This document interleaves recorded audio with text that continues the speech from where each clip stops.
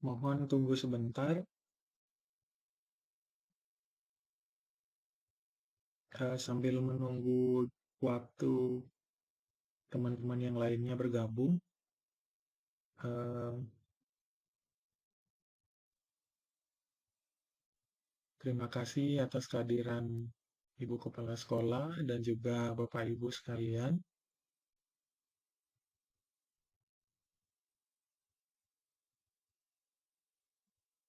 Baik, untuk menghemat waktu, sebelum kita mulai kegiatan pada sore hari ini, ada baiknya kita mulai dengan kegiatan berdoa. Berdoa menurut agama dan kepercayaan masing-masing. Eh, saya pandu.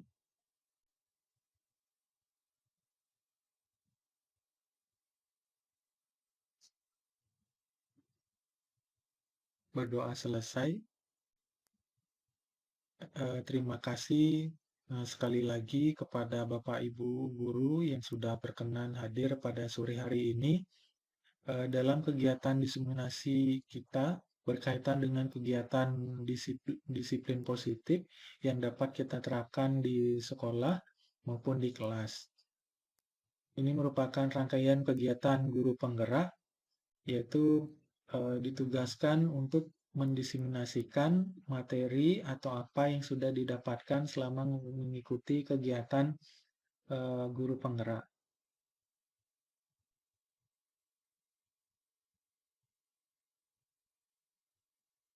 Tentu saja apa yang disampaikan di sini itu berkaitan dengan eh, hal-hal penting yang mungkin bisa di-sharingkan. Nah, izin untuk share screen.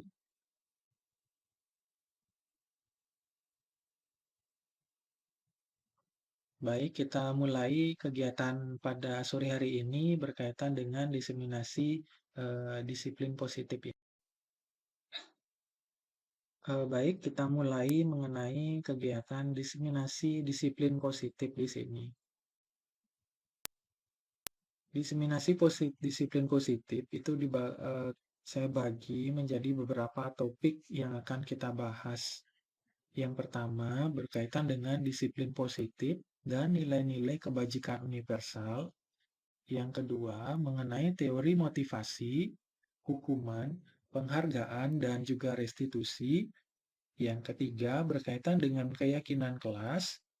Kemudian yang keempat berkaitan dengan kebutuhan dasar manusia dan kualitas dan dunia yang berkualitas. Yang kelima berkaitan dengan restitusi 5 posisi kontrol. Yang keenam berkaitan dengan restitusi atau segitiga restitusi. Kita mulai dengan yang topik yang pertama berkaitan dengan disiplin positif dan nilai-nilai kebajikan universal. Tujuan pembelajaran dalam topik ini adalah menjelaskan makna kontrol dari paparan teori kontrol Dr. William Glasser serta miskonsepsi yang terjadi di kehidupan sehari-hari, serta dapat menjelaskan perubahan paradigma stimulus respon kepada teori kontrol. Yang kedua adalah menjelaskan makna disiplin positif dan mengamati penempatannya di lingkungannya, serta kaitan teori kontrol dengan 3 motivasi perilaku manusia.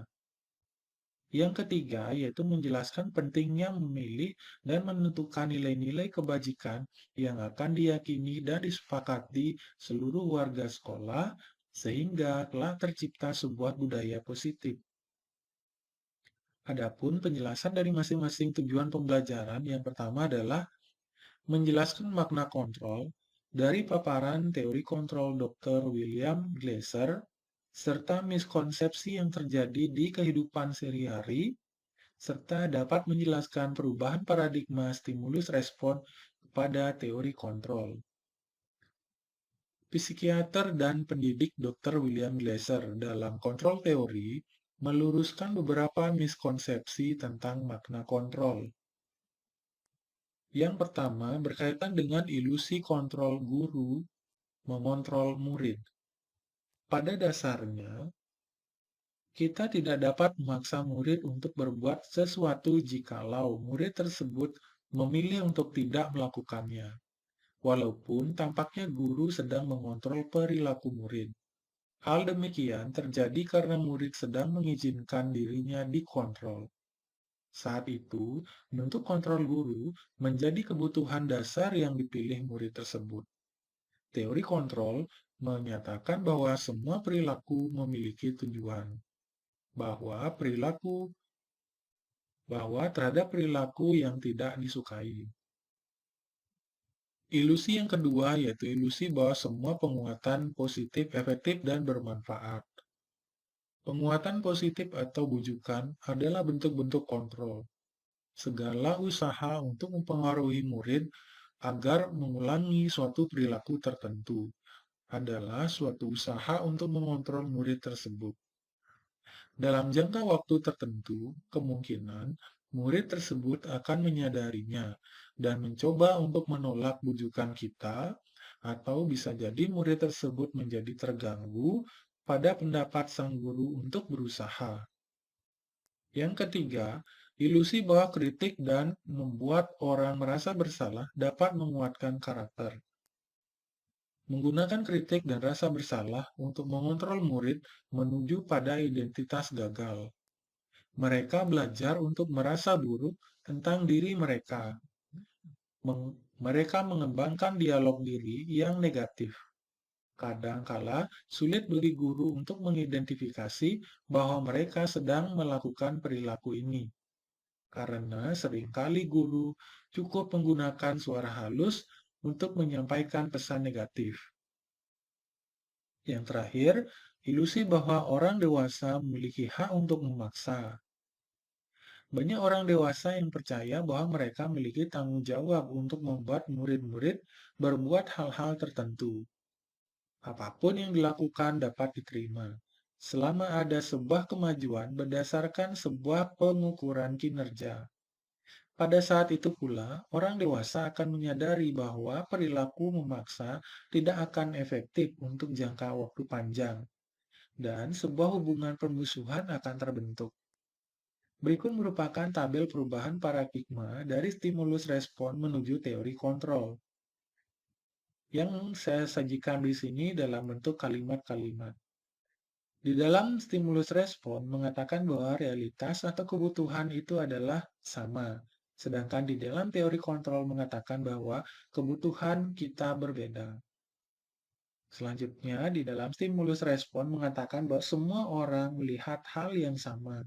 Sedangkan di dalam teori kontrol mengatakan setiap orang memiliki gambaran yang berbeda.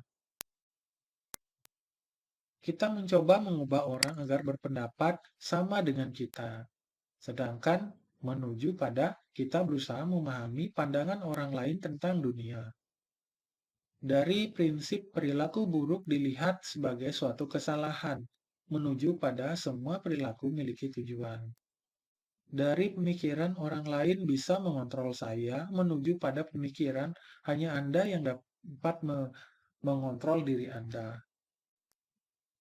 Dari pemikiran saya bisa mengontrol orang lain, menuju pada pemikiran Anda tidak bisa mengontrol orang lain.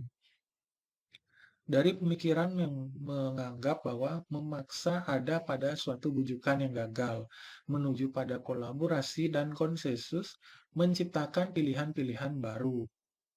Kemudian model berpikir menang dan kalah menuju pada model berpikir menang dan menang.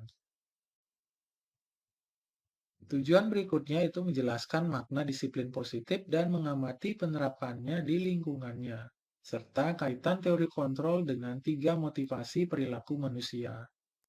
Kebanyakan orang menghubungkan kata disiplin dengan tata tertib, teratur dan kepatuhan pada peraturan atau ketidaknyamanan.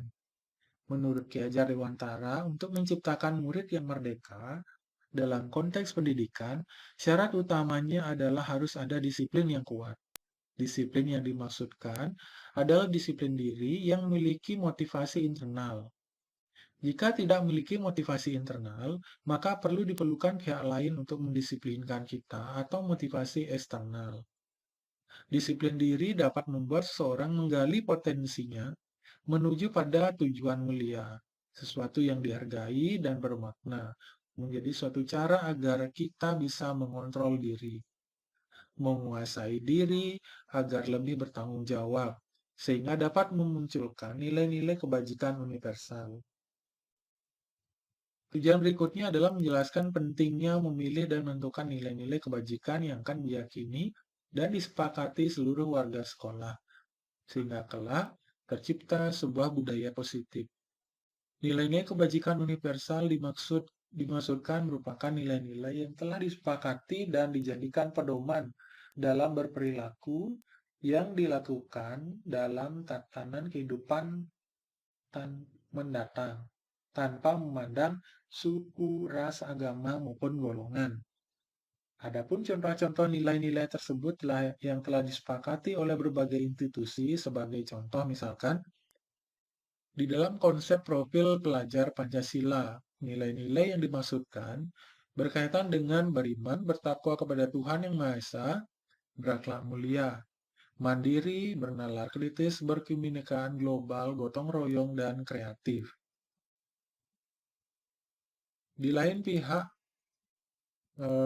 organisasi seperti IBU Primary Years Program menyebutkan nilai-nilai kebajikan sebagai toleransi, rasa hormat, integritas, mandiri, menghargai, antusias, empati, pengetahuan, kreativitas, kerjasama, percaya diri, dan komitmen. Pada institusi 9 pilar karakter Indonesian Heritage Foundation mengatakan bahwa nilai-nilai yang dimaksudkan adalah cinta Tuhan dan segenap ciptaannya, kemandirian dan tanggung jawab, kejujuran atau amanah, diplomatis, hormat dan santun, dermawan, suka menolong dan gotong royong, percaya diri, kreatif dan pekerja keras, kepemimpinan dan keadilan, baik dan rendah hati, toleransi, kedamaian, dan kesatuan. Institusi petunjuk seumur hidup dan keterampilan hidup, lifelong guidelines and life skill, keterampilan hidup. Dibagi menjadi dua, yaitu keterampilan hidup dan petunjuk hidup. Nilai-nilai yang terkandung di dalam keterampilan hidup, yaitu dapat dipercaya, lurus hati, pendengar yang aktif, tidak merendahkan orang lain, memberikan yang terbaik dari diri. Berikutnya berkaitan dengan petunjuk hidup, meliputi peduli, penalaran, bekerja sama, keberanian, keingintahuan, usaha, keluasan, fleksibilitas, berorganisasi, kesabaran, keteguhan hati, kehormatan, penghormatan, memiliki rasa humor, berinisiatif, integritas, pemecahan masalah, sumber pengetahuan, tanggung jawab, dan persahabatan. Institusi The Seven Essential Virtues Building Moral Intelligence, Mikhail Borba. Nilai-nilai yang dimaksudkan meliputi empati, suara hati, kontrol diri, rasa hormat, kebaikan, toleransi, dan keadilan. Yang terakhir, The Virtues Project, proyek nilai-nilai kebajikan. Peduli, rajin, integritas, rasa hormat, keterus-terangan, keberanian, kebahagiaan, tanggung jawab, kebersihan, santunan, keadilan, pengabdian, komitmen, kreatif, baik hati, bijaksana, belas kasih, semangat, kesetiaan, bersyukur, percaya diri, kedermawanan, berprinsip, toleransi, belas kasih, kejujuran, bersahaja, percaya, bertujuan, dermawan, keteraturan, lurus hati, tenggang rasa, harga diri, kedamaian, ketegasan, gotong royong, rendah hati, keteguhan hati, dan pengertian.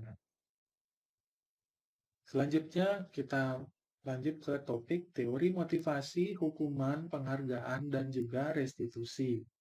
Tujuan pembelajarannya adalah menjelaskan dan menganalisis teori motivasi dan motivasi intrinsik yang dituju, serta menerapkannya dalam konsep kehidupan sehari-hari di lingkungannya. Yang kedua adalah menjelaskan konsep hukuman dan penghargaan, dan konsep pendekatan restitusi. Adapun penjelasan masing-masing tujuan pembelajaran, yang pertama, menjelaskan dan menganalisis teori motivasi dan motivasi intrinsik yang dituju, serta menerapkannya dalam kehidupan sehari-hari di lingkungannya. Diane Goosen dalam bukunya Restructuring School Discipline mengatakan ada 3 motivasi perilaku manusia. Yang pertama adalah untuk menghindari ketidaknyamanan atau hukuman. Yang kedua, untuk mendapatkan imbalan atau penghargaan dari orang lain. Yang ketiga, untuk menjadi orang yang mereka inginkan dan menghargai diri sendiri dengan nilai-nilai yang mereka percaya. Penjelasan masing-masing konsep, hukuman, penghargaan, dan konsep pendekatan restitusi dapat dijelaskan sebagai berikut. Konsekuensi merupakan suatu akibat langsung dari suatu ketidakbaikan yang dimunculkan oleh murid.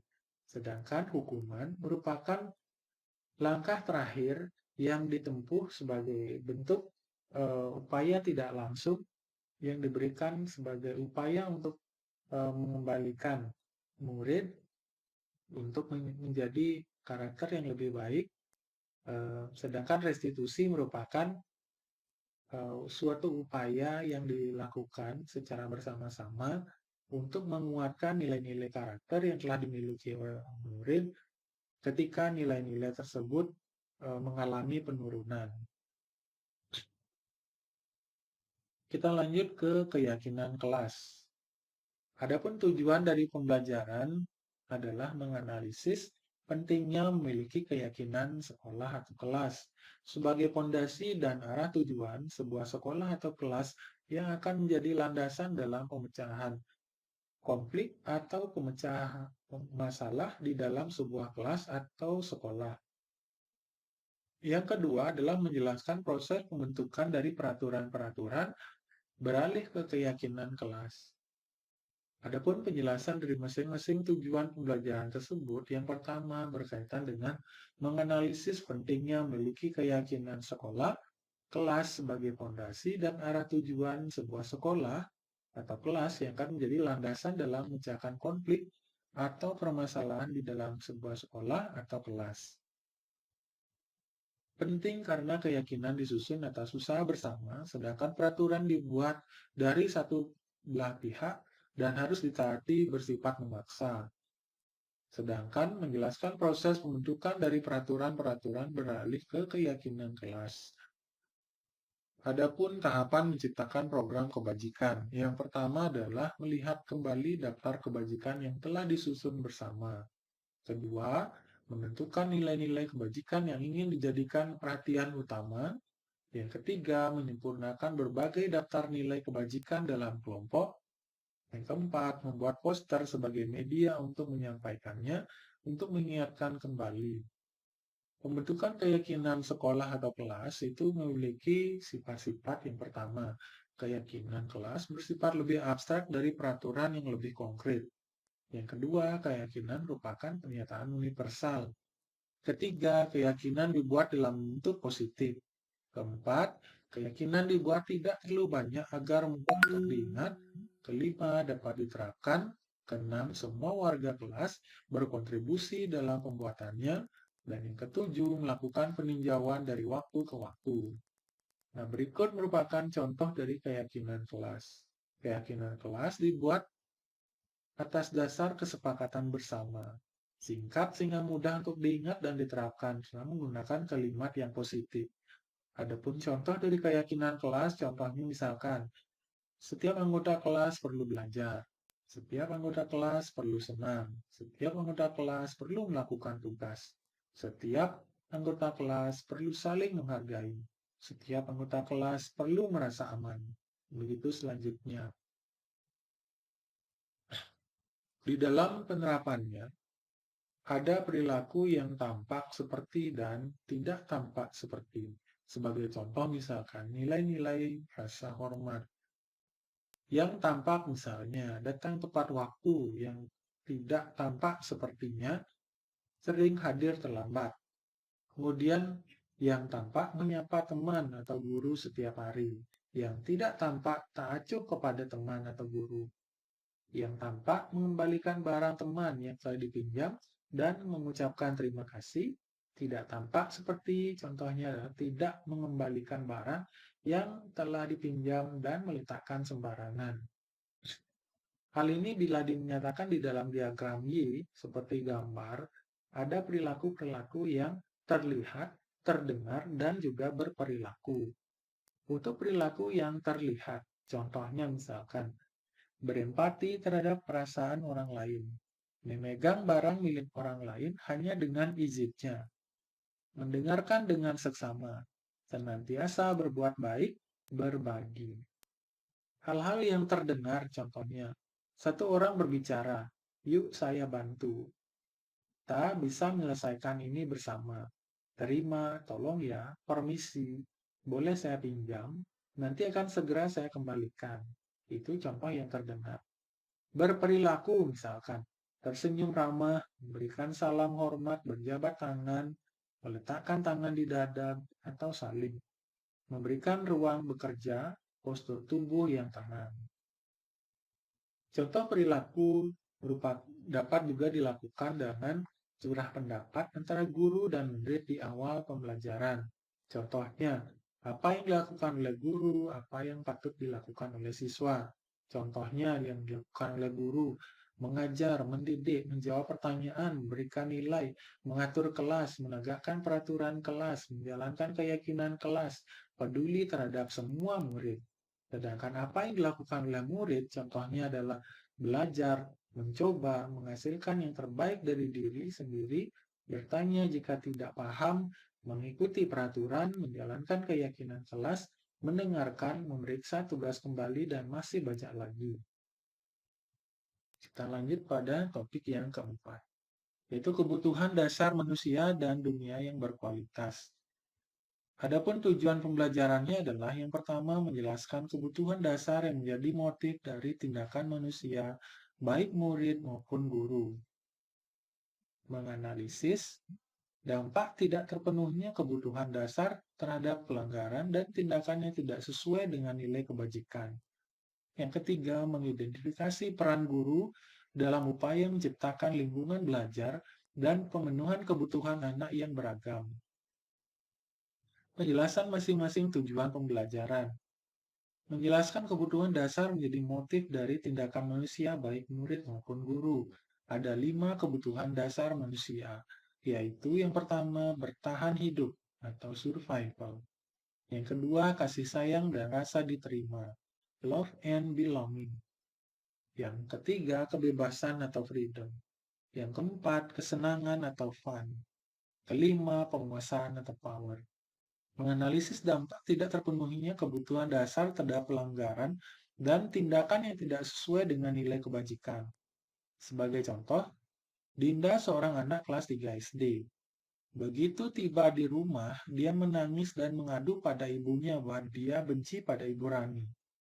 Gurunya, menurut Anda, kebutuhan apa yang berusaha dipenuhi oleh Dinda? Jika jawabannya seperti ini. Jawabannya Dinda, contohnya adalah ibu guru bilang, aku tidak boleh bersenandung sewaktu mengerjakan tugas. Katanya kelas harus tenang, tidak ada suara karena nggak seru jadinya.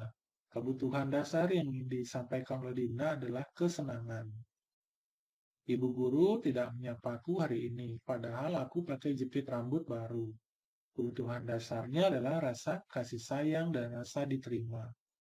Aku bosan, masa belajarnya cuma gitu-gitu aja. Dengerin ibu guru saja. Kebutuhan dasarnya adalah kebebasan. Aku sebel gambarku tidak rapi, malah ibu guru menunjukkan gambar ke teman-teman di depan kelas. Kebutuhan dasarnya adalah penguasaan. Berikutnya kita beralih ke restitusi atau 5 posisi kontrol.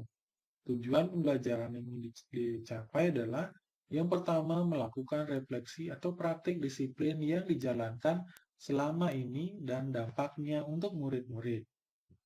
Menerapkan disiplin restitusi di posisi manajer, minimal memantau agar dapat menghasilkan murid yang bertanggung jawab, mandiri, dan merdeka. Menganalisis secara kritis, reflektif, dan terbuka atas penemuan diri yang didapatkan dari 5 posisi kontrol. Menjelaskan masing-masing tujuan pembelajaran. 5 posisi kontrol menurut Diane Goshen dalam bukunya Restitution School Discipline. Yang pertama adalah penghukum, fisik maupun verbal. Kalimatnya, kamu selalu saja berbuat salah. Patuhi aturan, kalau tidak, awas. Yang kedua, membuat rasa bersalah. Dengan disampaikan secara menggunakan suara yang lembut. Ibu sangat kecewa sekali dengan kamu. Posisi sebagai teman. Ayo bantulah demi Bapak ya. Yang keempat, pemantau atau pengawas. Apa yang telah kamu lakukan? Sebagai yang kelima, sebagai manajer atau pengelola. Apa yang kamu meyakininya? Yang terakhir berkaitan dengan restitusi segitiga restitusi. Tujuan pembelajaran yang ingin dicapai adalah menjelaskan restitusi sebagai salah satu cara menanamkan disiplin positif pada murid sebagai bagian dari budaya positif di sekolah. Yang kedua, menerapkan restitusi dalam membimbing murid berdisiplin positif agar menjadi murid yang merdeka. Yang ketiga, yaitu menganalisis dengan sikap reflektif dan kritis akan menerapkan disiplin positif di lingkungannya. Adapun penjelasan masing-masing dari tujuan pembelajaran, yang pertama berkaitan dengan langkah-langkah atau teori kontrol. Ada 3 tahapan yang dilakukan, yaitu yang pertama adalah menstabilkan identitas. Kalimat yang bisa disampaikan yaitu kita semua akan melakukan hal terbaik yang bisa kita lakukan. Pada tahapan validitas tindakan yang salah, semua perilaku memiliki alasan. Dan yang ketiga, pada saat menyelesaikan masalah, yaitu menanyakan keyakinan. Kita semua memiliki motivasi. Bentuk segitiga restitusi seperti ini, ada 3 tahapan yang untuk menyelesaikan suatu permasalahan. Pada saat menstabilkan identitas, kalimat-kalimat yang bisa dimunculkan, contohnya adalah setiap orang pasti pernah melakukan kesalahan. Kamu bukan satu-satunya yang pernah melakukan itu. Pada tahapan tindakan validasi yang salah, yang kalimat yang bisa disampaikan adalah kamu tentu punya alasan mengapa melakukan itu. Adakah cara yang lebih efektif untuk mendapatkan apa yang kamu butuhkan? Pada tahapan menyelesaikan permasalahan, yaitu menanyakan keyakinan, kalimat yang bisa digunakan adalah keyakinan kelas, apa yang telah kita sepakati. Kamu ingin menjadi orang yang seperti apa? Nah, ini contoh dari kalimat yang bisa kita sampaikan di dalam proses menyelesaikan masalah menggunakan segitiga restitusi ini. Nah, demikian diseminasi disiplin positif yang saya sampaikan pada sore hari ini. Apabila ada yang perlu disampaikan, saya persilakan.